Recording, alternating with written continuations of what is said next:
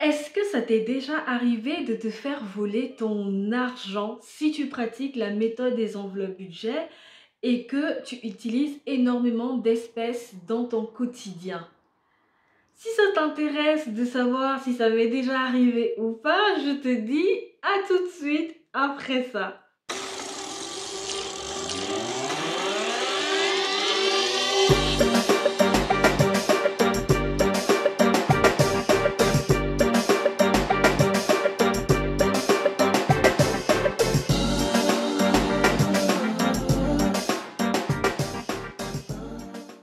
Hello, bienvenue dans cette vidéo. Je suis Grace No, l'auteur de cette chaîne et du blog Kerygma Christou. Je suis également présente sur d'autres plateformes, Instagram, Facebook et TikTok. Donc je suis créatrice de contenu.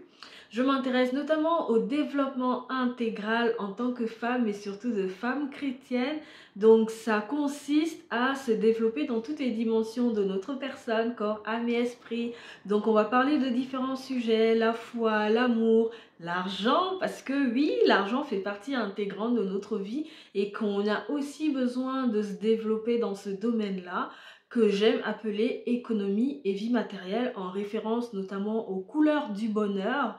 Je vous renvoie à mon blog, je mettrai peut-être les références dans la barre d'informations concernant le concept des couleurs du bonheur. Donc ça va puiser en fait dans la philosophie de vie des Focolari, un mouvement qui a été créé par Chiara Lubich. Je vous mettrai les infos dans la barre d'informations, donc n'hésitez pas à dérouler.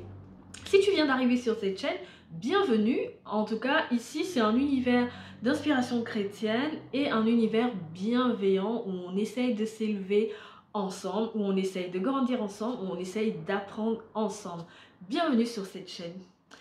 Entrons tout de suite dans le vif du sujet. Donc la question que je posais précédemment en introduction, c'est est-ce que tu t'es déjà fait voler de l'argent? En tout cas, si tu utilises énormément d'espèces et si tu pratiques justement la méthode des enveloppes budget. Pourquoi est-ce que j'ai posé cette question? Parce que je suis tombée dans une conversation de groupe, donc une conversation sur Internet, où quelqu'un était en train de dire « c'est fini pour moi les enveloppes, je me suis fait voler mon classeur budgétaire et il y avait à peu près 1600 € dans son classeur budgétaire. » Évidemment, j'ai lu ça et j'étais genre oh, c'est énorme, 1600 € quoi. Et c'est sûr que ça démoralise de se faire voler 1600 € chez soi en plus.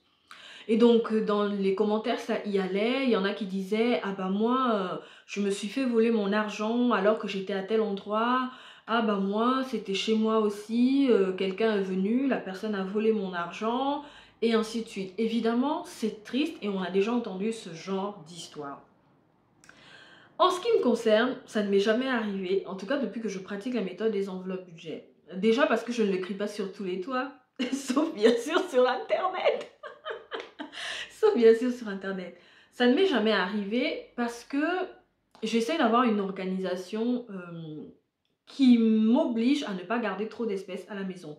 Bon, ça ne fait pas encore... ouais, ça fait pas encore un an tout pile en fait. Ça ne fait pas encore 12 mois tout pile que je suis dans la méthode des enveloppes budget.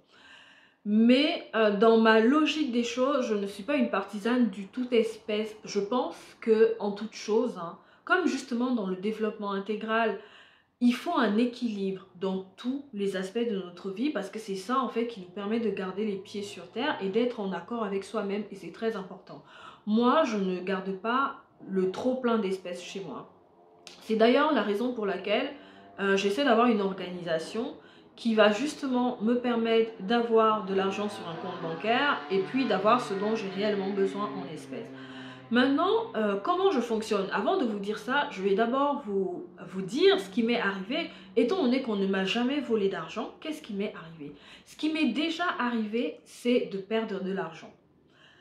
Ça m'est arrivé à plusieurs reprises, hein, d'aller, par exemple, parce que je faisais de la coiffure à domicile à une époque, et donc j'allais coiffer les gens à leur domicile parce que je vivais dans une chambre étudiante et je ne voulais pas en fait qu'il y ait plein de cheveux dans ma chambre et que les gens viennent se faire coiffer chez moi. Donc je préférais me déplacer. Et ça m'est arrivé à 2-3 reprises, je dirais même 4 reprises, d'aller coiffer quelqu'un, de récupérer l'argent de la coiffure en espèces de rentrer chez moi et ensuite de fouiller mon sac et de vouloir ranger cet argent.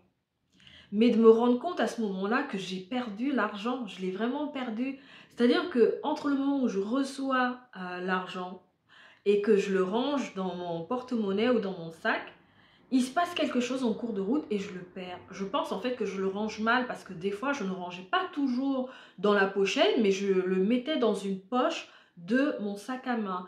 Et donc en prenant les transports, en prenant un ticket de caisse ou même en sortant le téléphone du sac à main, il est arrivé que je perde cet argent sans me rendre compte que je l'avais perdu. Et c'était des sommes qui allaient parfois, souvent je faisais des coiffures à 30 euros, 40 euros. Et quand on est étudiant, perdre 30 euros, 40 euros, franchement, c'est la misère, surtout quand c'est la fin du mois et qu'on comptait sur la coiffure qu'on va aller faire pour pouvoir finir le mois tranquillement, faire ses dernières courses alimentaires et puis finir le mois sans être en mode dépression fin de mois parce qu'on est étudiant. Donc ça m'est arrivé. Et c'est quelque chose qui m'était resté en travers de la gorge parce que je me disais, bon sang, j'ai passé des heures quand même à coiffer cette personne. Et en fait, je l'ai fait gratuitement, à mon sens, parce que j'ai perdu de l'argent, mais effectivement, la personne, elle a payé. C'est la raison pour laquelle je vous explique ça, pour vous montrer en fait où va mon cheminement. C'est la raison pour laquelle aujourd'hui, dans mon organisation de la méthode des enveloppes budget, j'essaye d'avoir une organisation impeccable concernant par exemple ma pochette. Vous avez déjà vu plusieurs fois ma pochette. Je vous l'ai montré dans d'autres vidéos, je la montre souvent sur Instagram. C'est la raison pour laquelle j'ai conçu ces enveloppes qui me permettent d'avoir une organisation bien cadrée. Et ce qui est bien, c'est que le portefeuille se ferme entièrement. Et donc, quand j'ai fermé, je sais que tout est OK et je range dans mon sac à main. Maintenant, concernant l'argent qui reste à la maison. Moi, je pense qu'il ne faut pas tout garder à la maison. Je fais les défis budgétaires, donc évidemment, je les complète en espèces. Et j'ai aussi un classeur que j'appelle classeur d'économie. C'est pas vraiment une épargne parce que ça ne me rapporte rien. Un classeur d'économie ou de provision à moyen ou court terme parce que j'ai envie d'acheter, j'ai envie de... Je sais pas moi, j'ai envie de faire des soldes en juillet, je pense que c'est juillet, août. J'ai envie de faire des soldes en été, on est en mars, donc je mets des sous de côté dans ce classeur-là. Mais ce n'est pas une obligation parce que heureusement en France et je pense dans d'autres pays, on peut être multi-bancarisé. Donc moi j'ai un compte bancaire où je vais avoir des prélèvements qui passent et j'ai un autre compte bancaire sur lequel je vais gérer l'argent affecté à des catégories budgétaires que j'ai choisi de gérer en virtuel.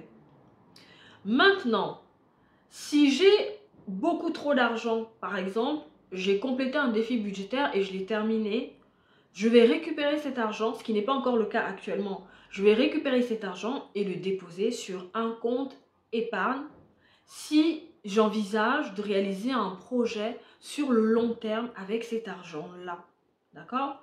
Si c'est un défi budgétaire qui n'a pas une fonction bien précise, comme par exemple le défi de Noël, où je sais que je fais un défi de Noël parce que j'ai envie d'utiliser cet argent à Noël. Mais il y a par exemple le défi de 5 euros. En ce qui me concerne, je n'ai pas défini à quoi va me servir l'argent récolté pour le défi des 5 euros. Donc à la fin du défi, je vais me poser et me demander de quoi ai-je besoin actuellement et est-ce que j'ai le budget pour ça. Et si je n'ai pas un besoin urgent ou que de toute façon je n'avais pas fait une liste au préalable, je dépose cet argent sur un compte épargne. Parce que ça ne sert à rien de garder trop d'argent en espèces à la maison, ça ne rapporte rien. Alors que si on dépose l'argent sur un compte épargne, on peut générer des intérêts. Je vous ai dit précédemment que j'avais 2 comptes bancaires parce que c'est ceux dont j'ai envie de parler. Les autres, je n'ai pas spécialement envie d'en parler. Mais j'ai aussi ouvert un PEA il n'y a pas si longtemps que ça chez Boursorama. Et mon compte sur lequel je vais justement gérer les enveloppes budget en virtuel, c'est avec Boursorama. Et d'ailleurs, petite parenthèse, je propose des parrainages Boursorama actuellement parce que oui, j'ai un compte parrainage. Ils m'ont envoyé une autre offre, donc si jamais ça t'intéresse, tu m'envoies un message privé sur Instagram. Je dis bien sur Instagram pour me demander le code de parrainage et puis bah, je te l'enverrai. Il y a un nombre de filles limitées dans l'année, donc moi j'ai encore beaucoup de place. Donc si vraiment ça t'intéresse et tu as envie d'ouvrir un compte chez Boursorama, n'hésite pas à me contacter, comme ça tu vas bénéficier d'une prime et moi aussi en tant que marraine je vais bénéficier d'une prime. Donc je ferme la parenthèse et j'en reviens à ce que j'étais en train de dire, que ça ne sert à rien de garder trop l'espèce à la maison et qu'il faut déposer ça à la banque. Même si c'est de l'argent que vous allez dépenser dans 3 mois. Si c'est une somme de 2000 euros, je crois que garder 2000 euros à la maison, si on n'a pas un coffre-fort, c'est pas pertinent, je trouve même ça un peu dangereux en fait. Surtout si on habite dans, je sais pas, dans un immeuble où on a plein de voisins, on n'a pas de clôture, on n'a pas de coffre-fort à la maison caché. Si tout le monde sait que vous faites des enveloppes budget, évidemment, vous pouvez devenir une cible. Moi, j'en parle sur Internet, donc si les gens me croisent, ils savent que je garde quand même un tout petit peu d'espèces à la maison, mais j'évite vraiment d'avoir des grosses sommes. Mis à part ce que je vais repartir dans les enveloppes en début de mois, et peut-être actuellement mes défis budgétaires, et ben le reste, j'évite vraiment d'avoir trop d'argent à la maison. C'est ce que je pense. Ou, non, ou alors vous investissez dans un coffre-fort que vous allez cacher chez vous et ne pas en parler. Il ne faut pas dire aux gens j'ai un coffre-fort dans lequel je mets de l'argent. En fait, vous achetez un coffre-fort et puis vous le dissimulez chez vous et comme ça vous êtes tranquille si vous gardez des sommes allant jusqu'à 1600, 2000, 2000 euros et plus à la maison. Mais je ne suis pas pour la thésaurisation, quoi. Garder autant d'argent chez soi, ça ne rapporte rien, c'est pas bénéfique, à moins que ça ne soit prévu pour quelque chose je vais pas dire dans l'immédiat, parce que c'est pas pour demain ou dans une semaine. Peut-être que vous avez envie de réaliser un achat dans 2 mois, et donc vous vous dites, ah bah tiens, j'ai fini mon défi, ou alors j'ai réussi à réunir telle somme, je vais faire tel achat, donc ça ne sert à rien de transiter par le compte bancaire pour pouvoir faire cet achat-là. Mais quoi qu'il en soit, comme je le dis souvent, dans la méthode des enveloppes budget, il y a quand même une certaine liberté. Vous avez le droit de faire ce que vous voulez. Mais ça m'a attristé en fait de voir que des gens se faisaient voler de l'argent.